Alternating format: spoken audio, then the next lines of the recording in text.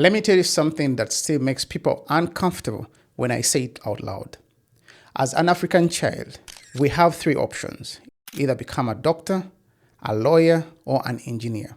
I chose to become an engineer. So I spent 5 years studying electrical engineering. Then I landed a good job that paid well, had stability, had a pension, and had all the things you're supposed to want.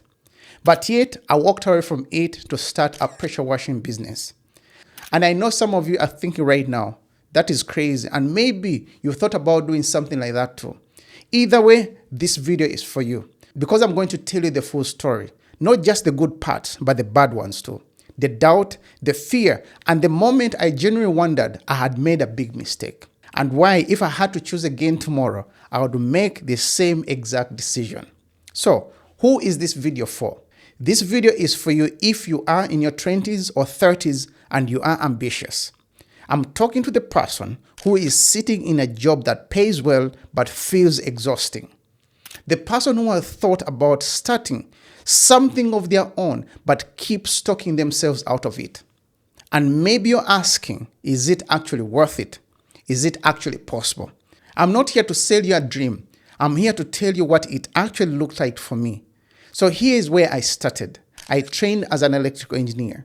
Then I moved into project management, overseeing complex projects, managing teams, and hitting deadlines. In the real world, it was a strong career. And yes, it was. But here's what nobody talks about when you're building someone else's project. You can be excellent at your job and still feel completely unfulfilled. I was solving problems all day, real complex problems, and at the end of it, none of it was mine. None of the value I created came back to me in any meaningful way. I was building other people's futures, not mine. And I remember sitting in a meeting one day, a long meeting, and thinking, I have all the skills to build something. Why am I not building something? Now, I want to be honest about fear. Anyone who tells you they made a career change with zero fear is either lying or they had nothing to lose. For me, I had a family, I had responsibilities. And also, I was an immigrant building a life in a new country. The stakes were real, and the voice inside my head said, stay safe, stay stable. And that voice was loud. But there was also a small voice, a quiet one, and it said, the risk of never trying is greater than the risk of trying and failing. Because at least, if you try and it doesn't work, you learn something real. If you never try, you already know how that story ends. So I made the decision. I did my research. I asked many questions and I ran the numbers.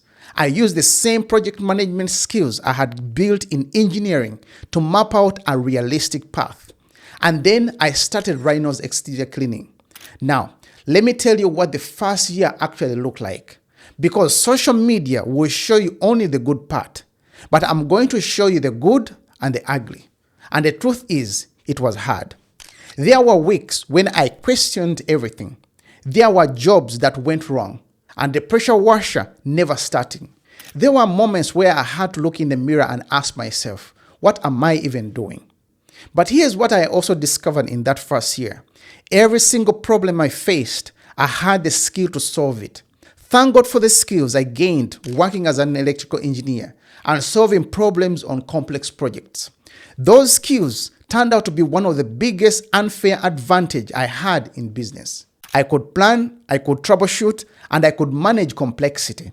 Most people starting a service business are winging it, faking it until they make it. For me, I had a plan.